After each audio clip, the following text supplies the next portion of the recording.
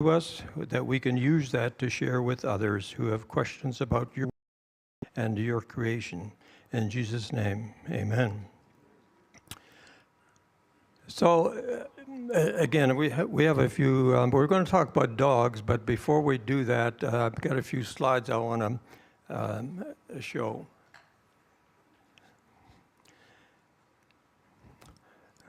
Basically, first of all, I'm going to just say we have one speaker per month, and most of the speakers are local speakers, and they just speak for the one evening, the fourth Friday of the month usually. But then 4 times per year, we bring in speakers from outside, from across the country, who are versed in the defense of our faith in the area of creation versus evolution. So I'll introduce Jerry later on, but just a few introductory remarks. Coming up in May, we have a Mark Champneys. He's actually an ex-Mormon, but he's going to speak on a scientific topic from a layman's perspective. All of these topics, by the way, they're covered on our website, apologeticsforum.org. Just look at upcoming events, and you'll see all of them listed. And in June, we have Ron Payne, who's one of our board members and also handles our books. I'm going to introduce him in a few minutes. He's going to be speaking in June. We also work with another group in Bothell, and that is the Apologetic Symposium. They hold meetings on the second and fourth Wednesday of the month, and that's at Cedar Park Church. And Chris Ashcroft there, he's actually a teacher in the school system at that church and school. Before I get into some more details, I want to let you know that the Mike Riddle, who's a speaker we've had here before, he does courses on creation training. And he was here actually, I think, the year before. And he's going to be doing another course, Basic Creation Training. This one is in Snohomish. I'm not going to go over all the details that are up on the website, upcoming meetings. This is listed. There's some flyers in the back you might want to look at. The other one, which we haven't mentioned before, is actually a 5-day creation apologetics training class, and that's going to be held in North Carolina. That's a very intensive class. Some of us have gone to that before, and he does that every year, just once per year. Again, there's a flyer on that on the back table if you have an interest in doing that. So we, as I said, we hold monthly meetings. All of our meetings are recorded, and they're also archived, and they're also live streamed. There's some people watching online now, and people can always watch it later in our YouTube channel. The way we support our ministry is that our meetings on Friday night in Atonement Free, we take donations, and we also take donations online to support our ministry. Next slide. You know, some things you may not know about what the Apologetics Forum does. We have a lot of information on our website, apologeticsforum.org. I'm just going to hit the few highlights. There's a menu item called Find Answers. If you have a question about creation, evolution, or the Bible, just go to that, click on that, follow the directions, and type in your question that you have, and you'll get the biblical answers on that. The other thing I like to emphasize is we also have 6 different mobile apps. For those of you that use mobile phones, just go to that web page, mobile apps, and you can download the apps for those 6 ministries that I have listed there. A third thing that we have is evidence in different disciplines of science. I've listed a few there that show the truth of God's Word. And we support all the 3 big Christian ministries, Creation Ministries International, ICR, the Institute of Creation Research, and also Answers in Genesis. And so we make information available on all those ministries through our resources and also online. We also have a whole bunch of video clips and complete videos online. Some are free and some are available for purchase. We do monthly meetings. As I said, they're archived, they're live streamed, and they're recorded. Publicity for each of the events that we do. We produce a flyer on that event, and we ask the churches to put it up somewhere, either on their website or in the foyer or whatever. And we also provide an announcement slide to help the churches to publicize these events. And for each of the events, they're on the website. Speakers, if you look at our resources webpage that I have on the top there, you'll see all the speakers that we've had for the last, for 8 years now, both local as well as out of town, and even a few international speakers. Okay, and then we also, as you see by the tables, we have a lot of resources for sale, and you can take a look at that after the meeting and get familiar with that. We also, another thing we do is during the summer, we host some creation field trips, and one of our board members, Ron Payne, is going to come up and speak about that for 2 minutes.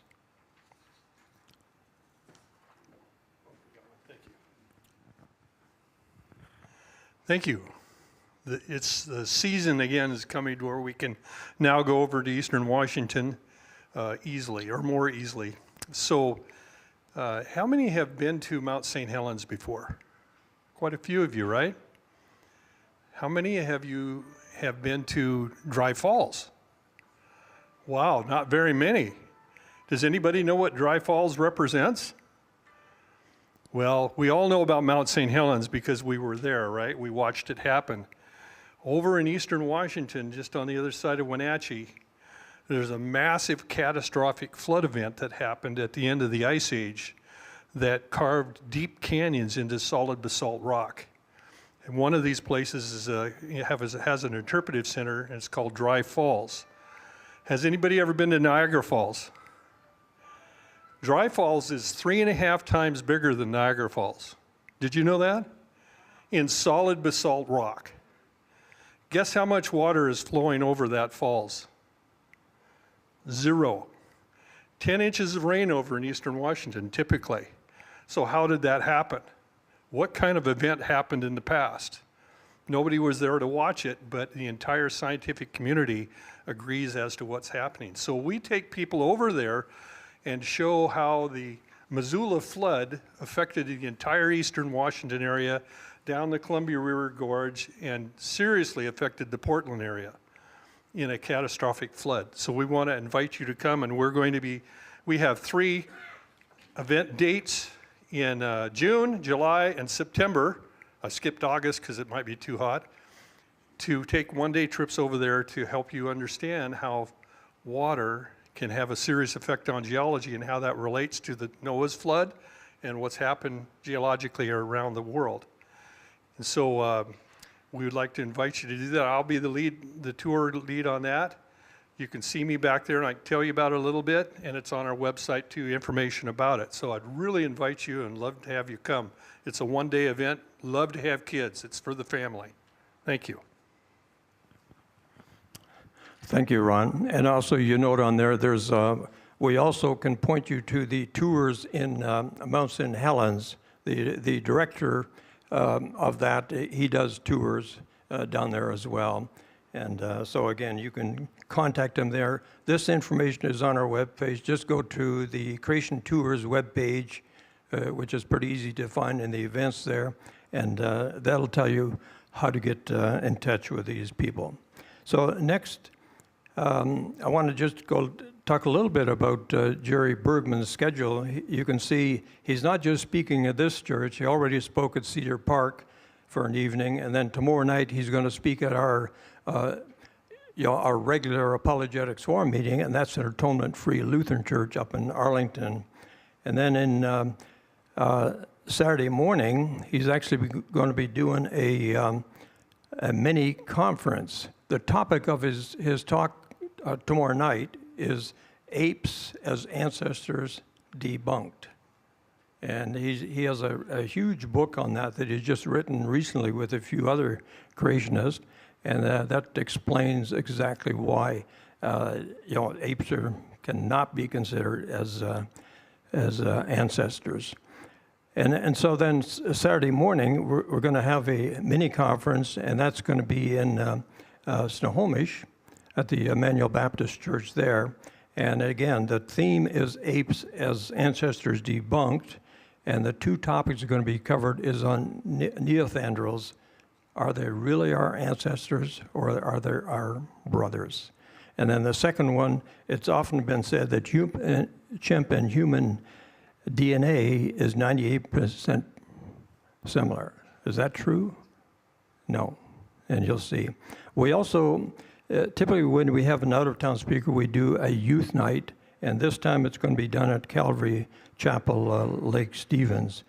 There's a flyer in the back which has complete schedule, and of course you can go online, click on upcoming meetings, and every one of these events has a complete web page on it. And then Sunday we have them busy at two different churches, and you can see they're not close by, Bellevue and Anacortes, so we cover a whole range. Okay, so now, if we just go to the next slide. This actually is the topic for tomorrow night, and I'm not going to go over that here. Jerry will talk a little bit about that. But just to introduce Jerry Bergman, he is one of the most, he's one of the most prolific creation writers, but he's also one of the most educated people. He's been working with universities, both secular and Christian university, teaching there on different topics, which leads right into what he writes about: biology, biochemistry, genetics. And he has oodles of publications in science journals, sold thousands, tens of thousands of copies of his book.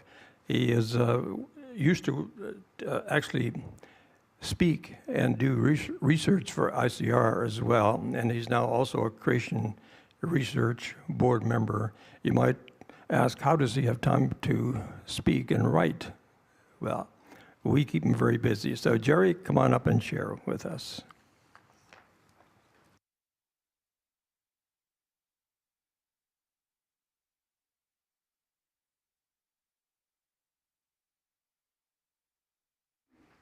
Testing? Okay, we're working. Good. Good deal. Talk about a couple of things. We have a booklet back there. It's How We Are Amazingly Made. It's brief, so you can read it in a couple of hours. But we're trying to have people look at it. It's $3 contribution. Several people said that they would like to know what my stuff is about. Well, I'll talk about this one first. Apes as Ancestors. This is the only book ever written by a creationist who has shown, indeed, that your ancestor is not an ape. Now, that doesn't surprise you, I know, but that is widely believed. In fact, surveys recently have found that over half of Americans believe that we came from apes.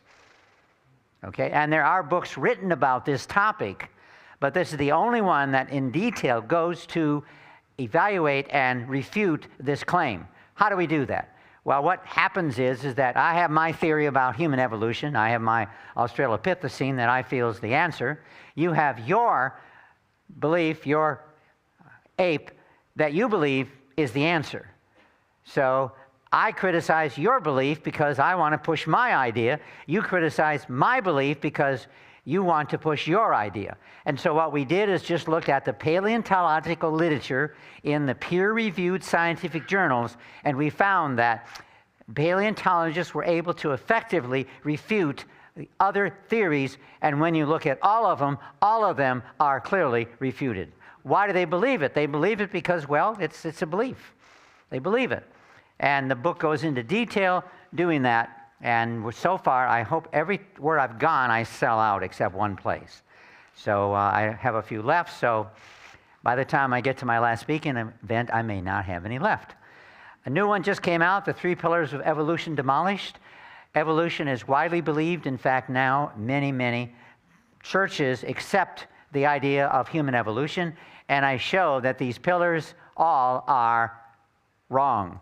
And I look at mutations, the natural selection, and abiogenesis, and show unequivocally that all of these claims for evolution are just not true. It just came out a couple weeks ago, and there you are. And then I have one, God in Eisenhower's life, military career, and presidency, and people always ask me, wait a minute, this is the creation conference. What are you talking about Eisenhower for? And well, for one good reason. World War II was a conflict between creation and evolution. That's what it's about. And if you don't, in fact, but don't believe me, I'm just kidding. Read the book and find out. And I'm surprised at how well this is done because, well, it's about Eisenhower. And when I ask people, they say, well, I was around or I remember World War II and therefore I have an interest in that area. And if evolution won, all of you would be, well, kennen Sie sprechen Deutsch? Ja? Yeah? I better be careful. My pronunciation's not good, but das ist sehr good. And so, anyways, it's a good review of what's going on. Then I have a book on C.S. Lewis, and people ask, C.S. Lewis, wasn't he an evolutionist? It is widely believed that C.S. Lewis was an evolutionist, a theistic evolutionist. In fact, in Indianapolis, they have an a C.S. Lewis Society, and I asked if I could come and speak there, and they said no, because C.S. Lewis was an evolutionist, period. And that's amazing because C.S. Lewis was one of the most effective, unequivocally, the most effective anti-evolutionists of the last century. And I'm amazed. He is really effective. I love quoting him because he can say it a lot better than I could ever say. So anyways, if you like C.S. Lewis, there you go. And then this is fossil forensics. What I do here is I take the evidence for the evolution of reptiles, of mammals, of fish, of birds, etc., and show the evidence in all cases is unequivocal that no class of animals has evolved. And that's right from the literature. And Darwinism is a doorway to atheism. That has a lot of merit for our concerns because what I found out in doing research was that Darwinism is the doorway to atheism. And I should mention, I really didn't come up with this title. I was at one time an atheist, and I was working for Madeleine Mary O'Hare, one of the most famous atheists of the country, and she loved my writing. Everything I wrote, she published. And while I was talking to her one day, I asked, why in atheist journals do we have so much information about evolution? I mean, why don't we talk about atheism? She said, Darwinism is the doorway to atheism. If you want to bring people into atheism, you talk about Darwinism. And this book has 100 cases of people who claimed to be Christians and became atheists as a result of Darwinism. And then the last one, this is relevant to my presentation today. Science is a doorway to the Creator. And I show in here people who were atheists, agnostics, non-believers, became Christians as a result of studying science. And people, surprising, but that was my doorway to Christianity. That's how I became a Christian. And I still find that is one of the most compelling reasons to accept the Creator. How can you look at a dog and not believe there's a God? I mean, tell me, can you look at this little guy and say there's no God? I mean, it's just, you can't do it. Well, you can, I guess, but people can do all kinds of weird things. But anyways, and then the last book I'll talk about was The Dark Side of Charles Darwin, the only book ever written about the dark side of Charles Darwin. Darwin has been lionized. If you want to criticize someone, say, you're no Darwinist. You're not a Darwinist. You're not a Darwin. You're not Darwin, meaning you're nobody. And I show, indeed, that Darwin had a lot of things to say which would surprise you. I will mention two. Darwin did admit that a wife was better than a dog. He said that. when he was contemplating marrying his wife, who he did marry, he wrote down the good reasons, the reasons to marry and the reasons not to marry. And he said, well, a wife is better than a dog anyhow. And I'm not sure how you take that, but that's what he said. And so there you go. Okay. Dogs were, we start at the beginning. Genesis 2:18, I think that's the beginning. Oh, there we go. Study of dogs' design, temperament, and variety, and so on, show they were created specifically to be companions to us. No other animal meets this requirement. And take a hypothetical situation. The angels and Jesus is in heaven and talking about creating life. And several said, well, we need a companion for man. So God created woman. And then they said, well, we need a companion for man and woman. Well, maybe we can make a third sex. No, we need someone different. Someone that can really be a companion for a man and a woman. That they can be helpmates and servants. That they are really good companions. And that's what this presentation is about. When I talked about this in the past, I've mentioned that many people find it more difficult to deal with the loss of their dog than they do the loss of friends and relatives. And I thought that's kind of a strong thing to say. Invariably, people say, yes, I just lost my dog 2 years ago, and I still haven't gotten over it. I lost my uncle 6 years ago, and boy, I got over him right away.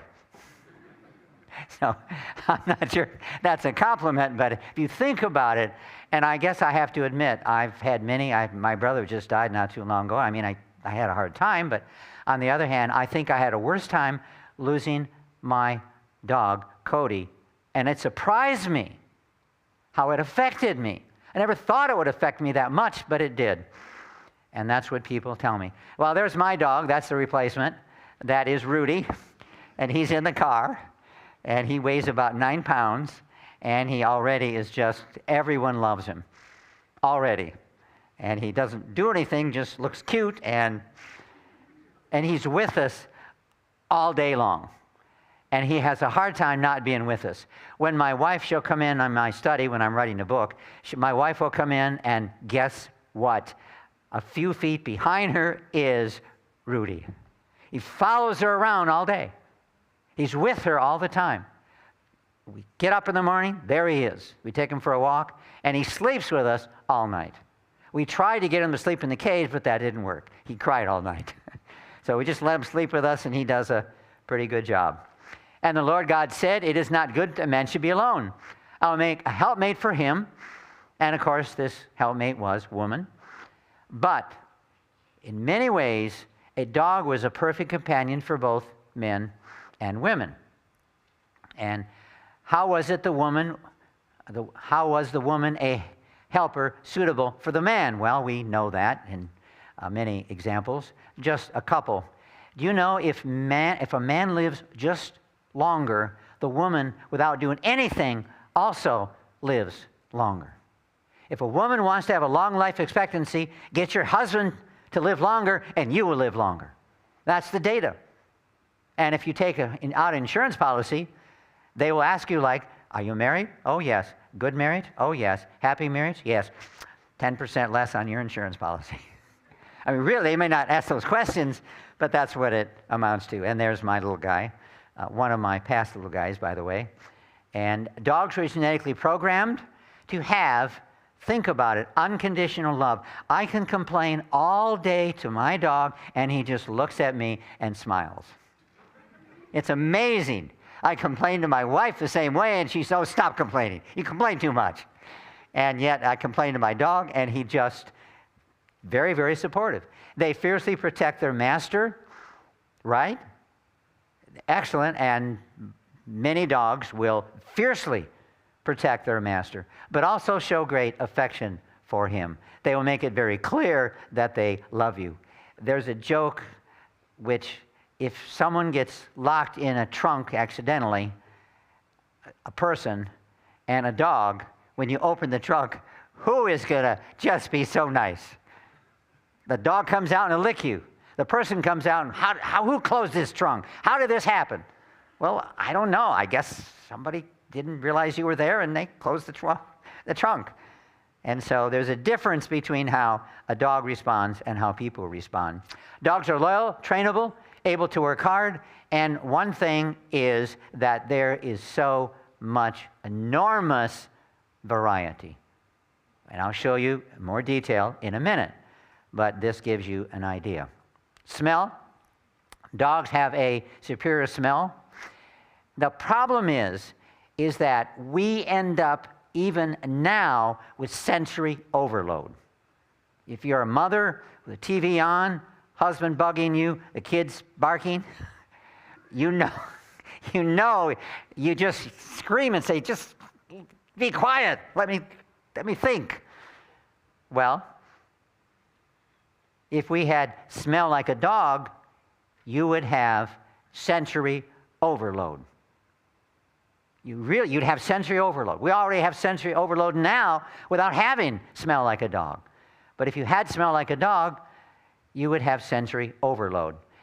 Dogs' smell is such where, and I'll give you a few quick examples. Of course, they can track lost children or criminals. And they also have, I guess I mentioned that here, they can smell up to 40 feet below the ground. So there's a body 40 feet down, they can smell it. And so when earthquake happens or tragedy happens, the dogs can find the living person and by smell, and then we can dig them out. Okay? We can smell, this is a good example, we can smell a spoonful of sugar in a cup of tea. A dog can smell a spoonful of sugar dissolved in 2 Olympic-sized swimming pools. 2 Olympic-sized swimming pools.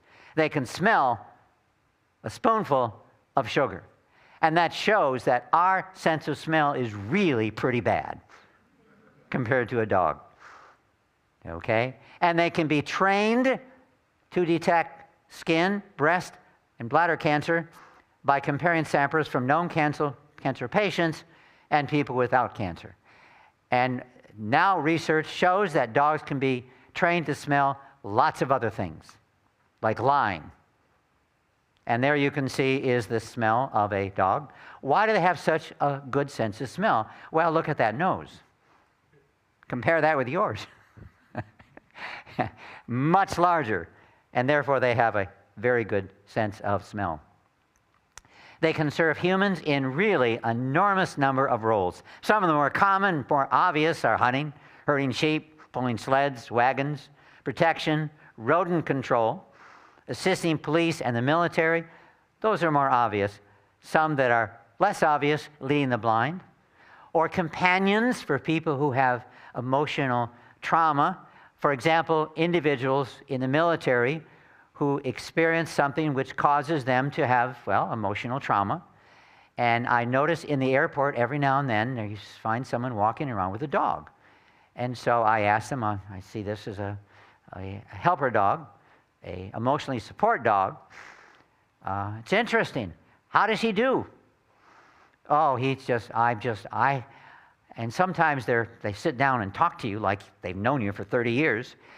And they'll say things like, I was in Iraq and my buddy right next to me was literally blown up and his body parts were all over me.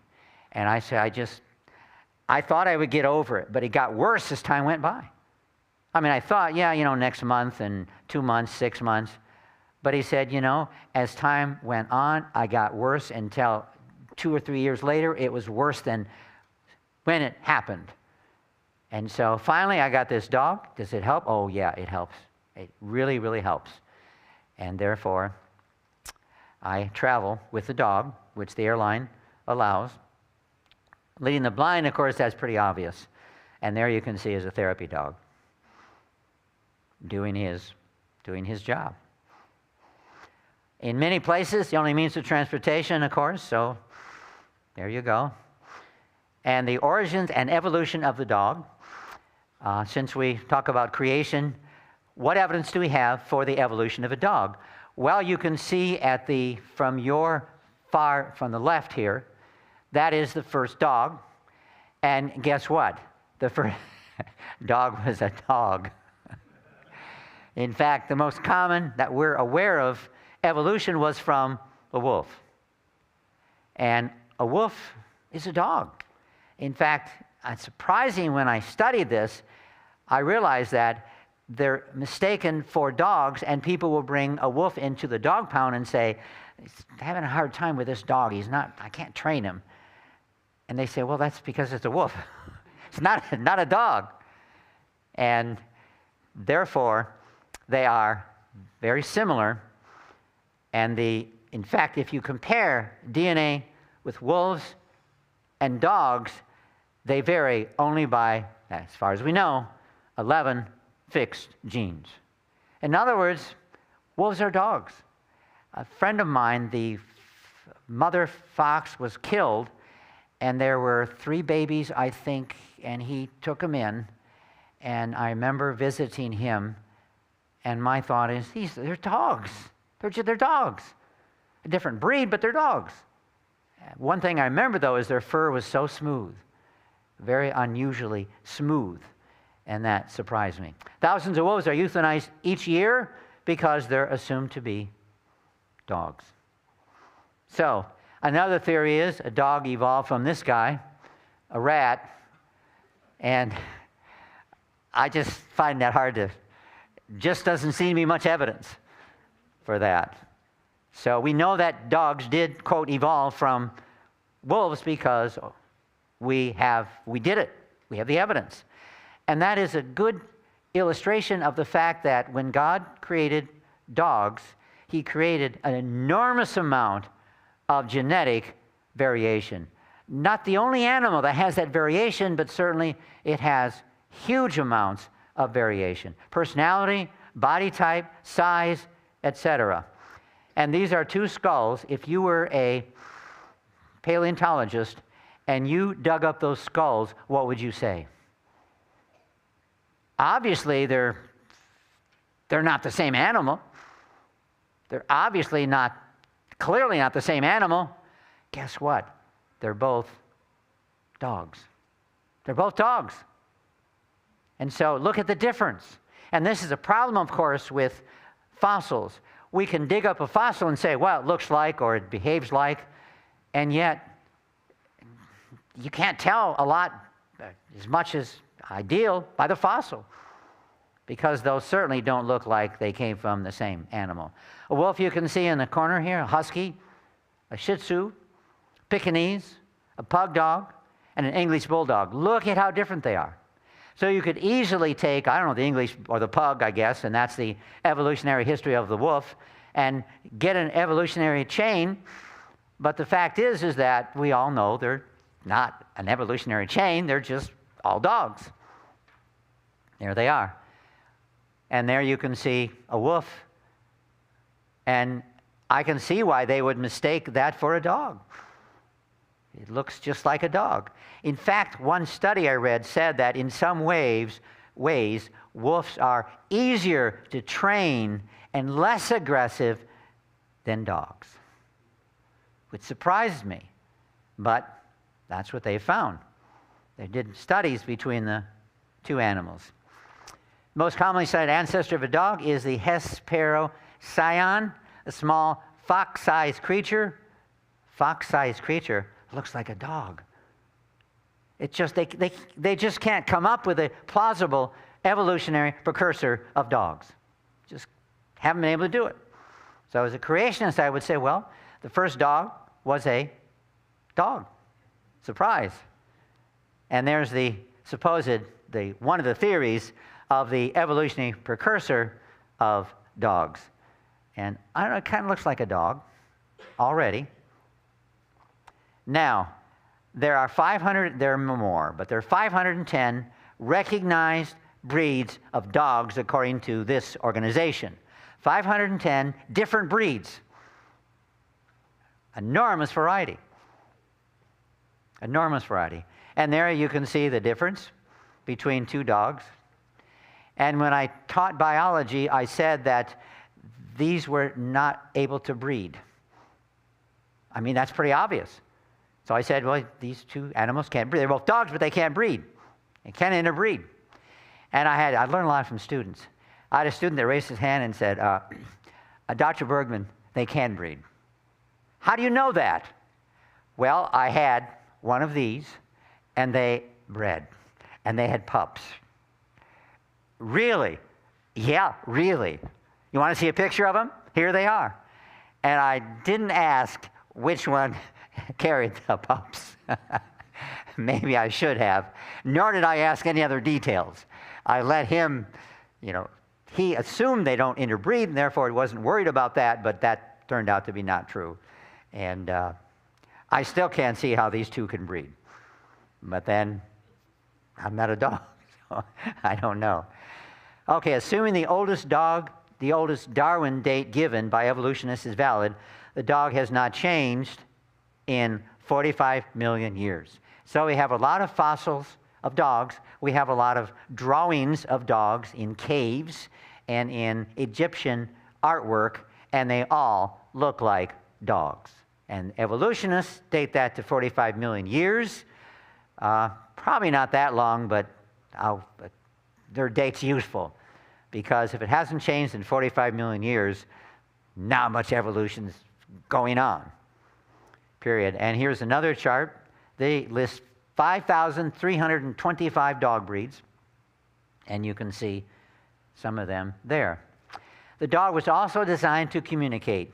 How do you get a dog to communicate without talking back, without being nasty like your kids sometimes are? How do you get them to communicate?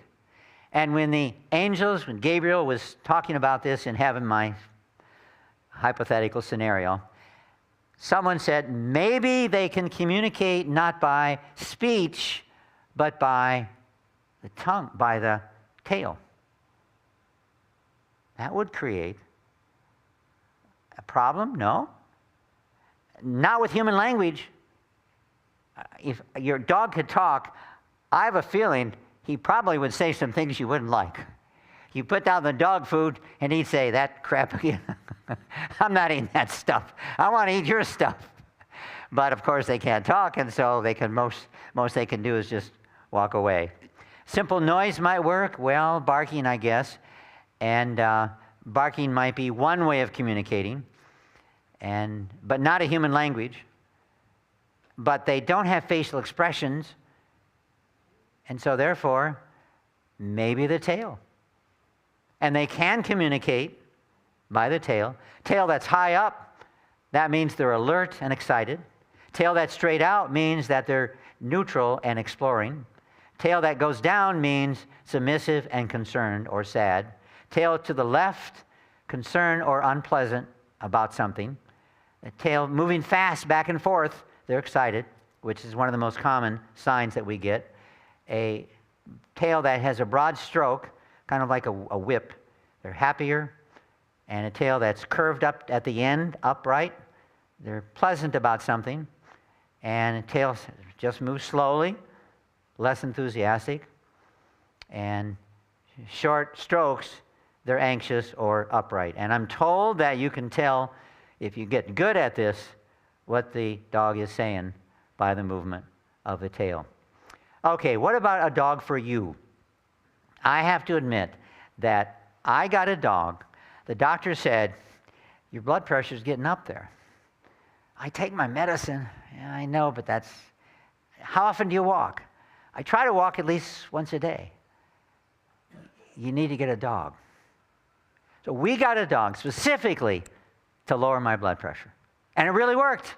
Went right down, the doctor said, boy, it's amazing. You really, how did you do this? It's now perfect. I got a dog. We have to walk the dog at least 4 times a day. If we don't, my wife says, if he poops on the carpet, you clean it up. So we realize we better walk it or we have a problem. So it lowers blood pressure, forces the master to get more exercise, and petting dogs reduces cardiovascular, behavioral, and psychological indicators of anxiety. Depression can be useful for depression. Anxiety, of course, petting the dog, helps us relax. Patients suffering from cancer or coronary artery disease especially benefit from the presence of a dog. Some insurance companies, if you have a dog, they give you a lower price for the premiums because they know you probably will live longer. Luke 16:21, and desiring to be fed with the crumbs which fell from the rich man's table, the dogs came and licked his sores. You might wonder, why? In the olden days, when you had a cut, you couldn't go out and buy some antibiotics or some vaccine or something. In the olden days, when you got a cut, if it was infected, you'd go to the city center, and there are dogs there, and that's what they do is lick the cuts. That's their job. And the saliva is incredibly anti-germ antiseptic. Works really well.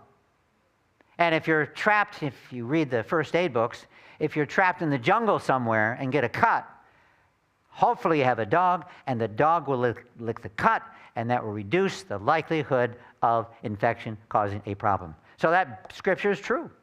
Luke 16:21, it's true. He knew that back then. A dog is a unique one kind of animal that, besides horses and cats, has played a very, very special role in human history. Very, very special role. And they do have a thick coat of fur, so they need a way to cool their body.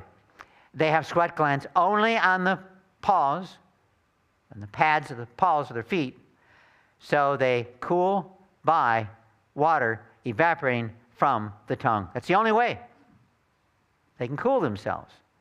And therefore, that is a very common picture of a dog panting, because they're cooling. That means they're excited, and therefore they're cooling. And there you can see two examples of a common picture of a dog responding. In the United States, there are 77 million dogs, about 1.6 per household, because many people have 2 dogs or 3. Farmers especially have several dogs. In the entire world, the estimate is there is about 1 billion dogs in the entire world. We here in Ukraine, with the war going on, people are losing their dogs and find that, among other issues, difficult to deal with. And that has caused a lot of people to help realize what a horrible thing is going on there. So dogs are so loved, they evoke more emotional responses than do, as far as we know, as a whole, any other animal. They just exude love and support and temperature. How many, by the way, have a dog at home or used to have a dog? Okay, almost all of you. Good. The rest of you, I hope you feel ashamed. Go out and get a dog. Take care of it. And again, how can you, I mean, come on. I've got licensed as a therapist, work for Arlington Psychological Associates. So if you don't think that's cute, see me after the presentation, and I'll give you some free therapy. I mean, really, how could you not love that little guy? It's just not possible. And there's a couple more. And there again, it just exudes love. And we had a dachshund, that's the one we lost, Cody, and that was what I found very difficult to overcome. And there is a dachshund, a dachshund, a German dog. How dogs became domesticated, we don't know. And I thought this should be obvious, how they became domesticated. But one theory is the dog used human refuse dumps to scavenge for food. We eat our meal and we throw the rest away, and the dog would then come and take what remains. But there's problems with that theory. We don't know why or how they became domesticated. I think they were probably domesticated from day one. I think probably Adam and Eve had a dog. When they left the Garden of Eden, I think the Bible doesn't say this, but I think when they left the Garden of Eden, they left with their dog. That's my theory. And there you can see, obviously, a dog in ancient Egypt. Another example. In fact, you can even tell what breed they are when you note about things. like that. And there is my dog. There is my, I miss him already. Well, I'll try to keep my composure here and deal with that. But anyways, dogs were created specifically for us. No other animal is even close. And horses, yeah, they're great and so on. You can ride them. You can't really ride a dog. But on the other hand, no other animal is as compatible to people and our needs than a dog. And so the only thing you can conclude, since there's no evidence of their evolution, the only thing you can conclude is that dogs were made for us. Dogs were made for us. So think about that when you spend time with your dog. And if you don't have a dog, when you now think about getting one, maybe get a breed that fits your personality. And then you can help realize that indeed there is a creator.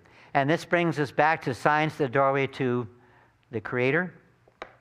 It was really important for me to study God's creation because God reveals himself vividly in his creation. And God revealed himself in his word, and also God tells us a lot about himself by his creation. If you want to learn about a painter, you study his paintings. A musician, you study his music. God, you study his creation. And surveys, by the way, have found that one of the main reasons people give for believing in God is the wonder of his creation. How can you look at a sunset and not realize that there's a maker? As we were driving here, the mountains, and you look at the snow-covered mountains, and that says there's a God. And my studying biology and anatomy and physiology, it is blatantly obvious that God created our body. When I taught anatomy at the medical school, people would say things like, boy, this is really, it's complex. It's enormously complex. Yeah, it is. We're just figuring out a lot of how the body's designed, how life works. And that is enormous testimony to the evidence of our Creator. So that's called the two books theory. So hopefully, of course, living out here in this beautiful area, I live in Ohio, and we have lots of flat land. And sometimes, if you're fortunate, you might see a hill. Lots of flat lands, lots of wheat, not much beauty. And wheat is beautiful, of course, but that's about it. And so here we see the trees, the foliage, the mountains, etc. I can see why people want to move to this area, because it's really just gorgeous. And therefore, it shows, again, God's message is through his creation. In fact, there's a theory called message theory, and this theory basically says that God created life clearly to give us a message, and that message was life didn't evolve. And that's what we see, and that's what I show in this book. You'd think with all the animals that live, you'd find evidence for evolution of one of them. Guess what? There's no clear evidence for evolution of any animal. It's zero. And that's what the book shows. And it's amazing to me why in the world, how in the world people could believe in evolution. Why do they believe in it? Because that's all they learn. That's all they learn. That's all they pick up in school. It's assumed to be true. And therefore, people accept it because it's assumed to be true in spite of the incredible, overwhelming evidence against evolution. And so God is giving us a message in showing us, that's what my PowerPoint on the animals is about. God is giving us a message with the animals that says life could not and did not evolve, ever, period. We take some questions now? Okay, let's give Jerry a hand for that presentation. And if you have a question, put up your hand and I'll come around to you. And I'm sure somebody's going to have a question. What about my cat? Oh, I'm glad you brought that up.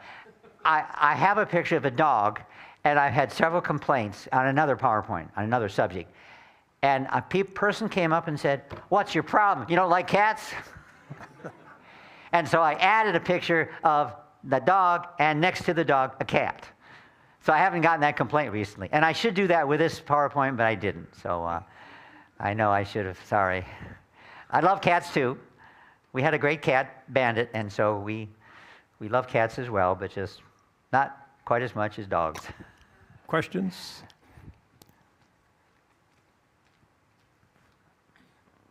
This isn't very deep, but in your research, did you ever track down who first said that a dog is man's best friend?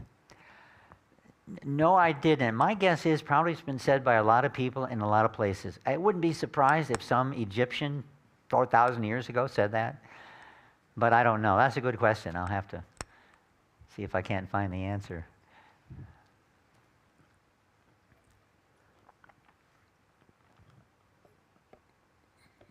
I'll wait till you're done drinking.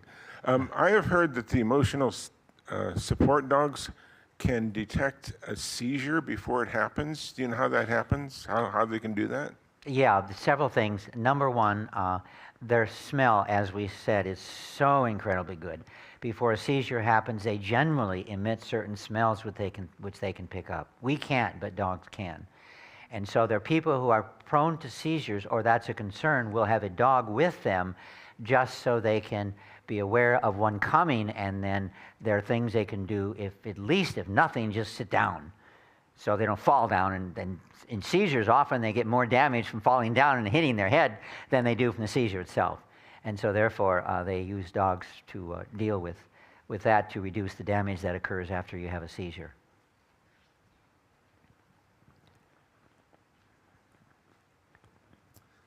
Thank you for your presentation. I learned a lot. Since you had some pictures of dogs that looked like they were from Egypt, any thoughts about, the pharaohs had their dogs buried with them? Mm-hmm. What was that about? Because when they went to heaven, they wanted to take what was the most important. And what is most important was, some gold and things like that. But often what was most important was their dog. And so I don't want to go to heaven by myself, or wherever the Egyptians believed they were going. So they would kill the dog, and so the dog then would be buried with them. And so that's why when they find the body, the mummified body, they often find, or at least not rarely, find dogs with them. And so they want to... I got a lot of questions. Okay, that's all right. Hey. Yeah, well, their hearing wasn't maybe addressed. I don't know if their sight is phenomenal. And why in the Bible are they usually, being an unclean animal, they're usually thought of as something not particularly great, like, I'm surrounded by dogs and that type of stuff. They have a kind of a bad rap. Yeah, that's a good point, and that is when I did this research, I looked up all the scriptures which talk about dogs, and I'm not sure, I guess, maybe like Darwin, he said, well, marrying is better than having a dog. So I don't, that's a good question, and I'm not, they are in a sense because they do things that are what they eat fecal matter, and they eat dead animals. Some of the habits that they have are pretty unclean for us. And so that's why and I'm sure part of it is most people knew what dogs did, and so it's one they could relate to. We couldn't say, well, you're like a muskrat, muskrat, dirty animal. Well, I've never seen one. So I think it's used because it was an animal familiar to them. But they certainly appreciated a dog back then, and we have records that indeed the people in that time period did appreciate very much dogs. So they have, You've got to watch them when you walk because they'll find a dead bird and swallow it and you can't get it out of its mouth. So yeah, they have some pretty bad habits. So you just got to be careful. You see a dead bird, you got to steer them away from that. But they do eat, they won't eat the food we put out for them. And they'll sit and they'll walk away, and then they'll eat this dead animal outside.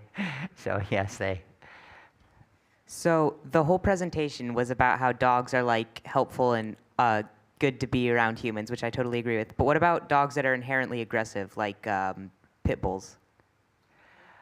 they're trained to be aggressive partially, and that is one of the functions that they have, is to be aggressive, protecting, for example. And a good example is one of you, I forget his name, just wants to be a policeman.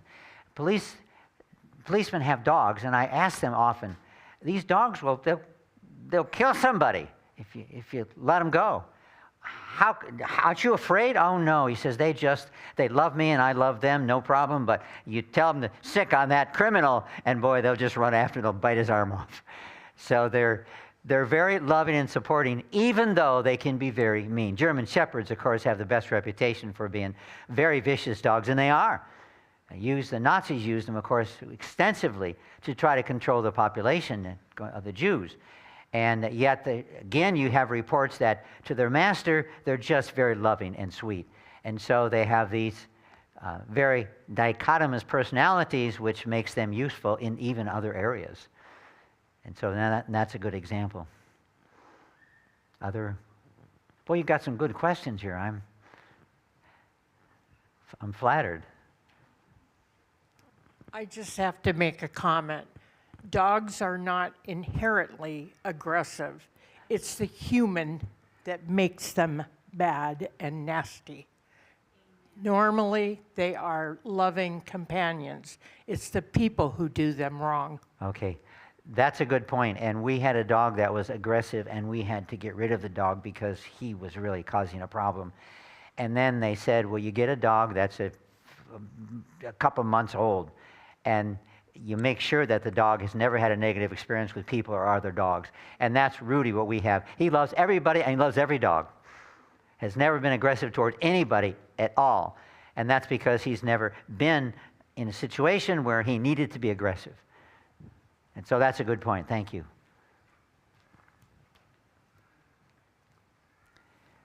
Another.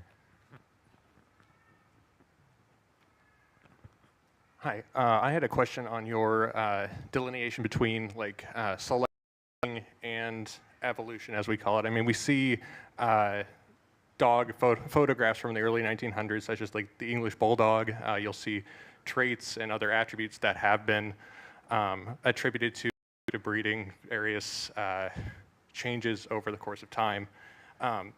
If we can see discernible and very clear differences, 100 or 200 year time frame, the stuff that we have currently recorded, overarching theme of evolution and the changing over time. Okay, that's because there are certain little genetic variety, and boy, you can breed all day for years and not get much difference at all. And so I would say the majority of animals, you have little variation in their traits. Dogs and a lot, cats a lot, certain animals you have a lot, but it's very limited, and when you try to breed animals beyond that, it just doesn't work. And so, dogs is in many ways unusual because you can breed them to do all kinds of tasks, herding sheep and so on, and so they have the flexibility to, whereas the vast majority of animals don't, and they breed and train animals they tried to breed and try to get them with different traits, and by and large, they failed. They get a raccoon that's all. So there's vast limit, most all animals, but some there is not. So I'm sorry, go ahead. What about dogs? Some dogs are aggressive and really annoying sometimes. Often because of their experiences. The dog we had, which we had to give up, was a min pin, and we didn't know what happened, but we found out it was on the street for 8 months or so on. Somebody found it, bring it to the pound, and they said he obviously had some really bad experiences with other dogs and other people, And therefore, he was really aggressive towards visitors that came to our house, and we just couldn't keep him. But by and large, with us, with my wife and me, he was just so sweet. And we really had a hard time getting rid of him because he was so sweet. He was not aggressive with us at all. But boy, we'd bring in the grandchildren, and boy, he would just growl and just carry on and just lose it.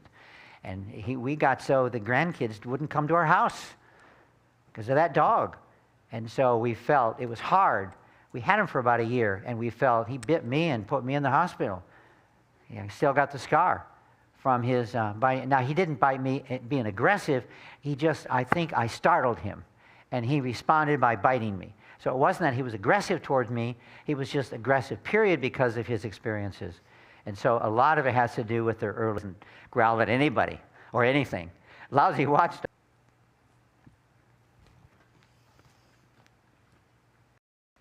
I've been just enamored with Caleb, good guy too. But Enoch, right? He walked with God, and then he was not, because they couldn't do a person. And how Enoch was with God. I mean, is there just it may be. That's a good point. That would make a good Bible lesson, that you basically look at the dog's traits and then look at certain prophets and certain men of old. And Enoch would be a good example, among others, what type of person they were. And in many ways, I guess some of the traits the dog has would be good for us to imitate. Some. Some traits are not a good idea, but some are good to imitate. Question? Do you think these dogs go to heaven? Yeah, that's really a good. That comes up. And the scriptures, of course, don't say that I know of. But on the other hand, a lot of people feel, of course, the scriptures in Revelation 21 talk about a new heaven and new earth. And they talk about the lamb and so on, and wolf will lie with the lamb. And so indicates that at least in the material heaven on earth, Revelation 21 talks about, my guess is there will be dogs. In heaven, in the spiritual heaven, probably. Hey, that'd be a good sermon. You got a good idea there. I'm not quite sure how I'd put this one together, but you've talked about did you get the theory that the licking of a would cure infection, where a bite would cause? Don't they contradict one another? Good question. And cats are. Yeah. Like, you have to come in, we have to clean other cuts in my life, and they don't say you have to come in and we have to clean it out. So I'm just wondering how that all follows together. Yeah, part of it, wild dogs sometimes have in their saliva when they go out and munch on a dead animal, etc. And therefore, they want to be careful, and they want to, there may be a 5% chance of a problem, but we don't want a 5% chance. We want to take care of this. And so I assume it was a wild dog, a dog you didn't know? A neighbor dog, okay. And so if a dog is roaming around and biting you, it's a good chance that he spent his time munching on some dead animal. And so therefore, they want to make sure there's no problem, and therefore gave you antibiotics. In my case, they didn't give me antibiotics. It's your dog, your pet. Does he spend time alone? No, he's in our purview all the time. Don't need antibiotics. Just, put the Band-Aid on there and it'll heal fine.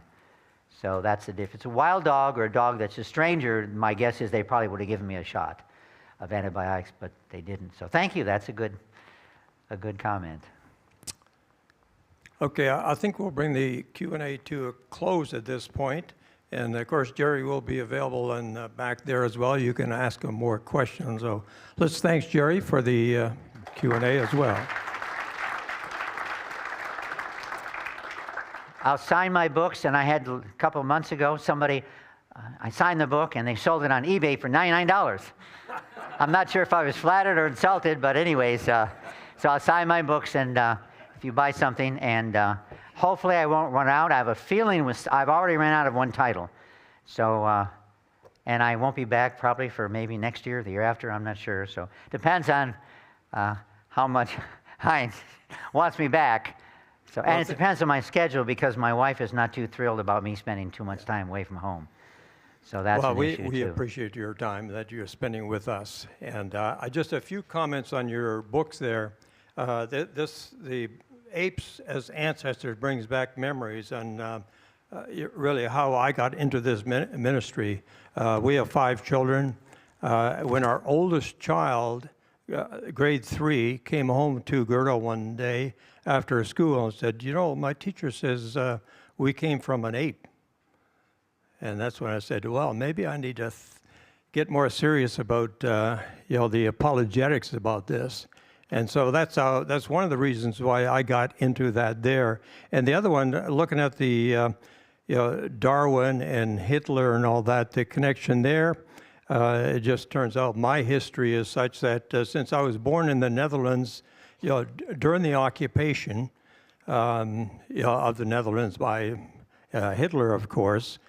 And so after, and of course I was young, but afterwards, when I went to school, I started to ask, why did this happen? So I read every book on the Second World War that I could think about so I could better understand that. And including I read Hitler's Mein Kampf, and that explains much of why he did what he did. And so that's one of the reasons why I got into this ministry. Jerry is an example of an apologist who used to believe in evolution and has, came to faith and then, got serious about defending it. My Hitler book is by far the most successful book I've written. There are thousands of copies out there. So that's why I usually don't talk about that because I'll probably run out anyways, so what can I do? Yeah. Okay, so let me just, a few comments to wrap up. Remind you that there are a lot of books to look at. Jerry has one table of all his books, most of the books that he's written there. And then we have books and DVDs and pamphlets from all the major ministries. Take a look at that. And remind you that I know some of you are on our mailing list, but we have a mailing list on the back table there. If you want to get informed of meetings coming up, speakers coming into town, sign up on the sign-up sheet there, and I send a mail out 2 or 3 times a month, and I'll keep you informed on what's coming up. So with that, let me just close in a word of prayer, and then we'll be dismissed. Father, we thank you for this time again. We thank you for Jerry's ministry and apologists like him who understand science, who understand your word, and Lord, that the science does support your word. And we thank you for the evidence that you have left for that. And we just pray that this would have touched people's hearts and they'd be able to share what they've learned here with others, with family members, with colleagues, school buddies, what have you. And we just thank you in Jesus' name. Amen.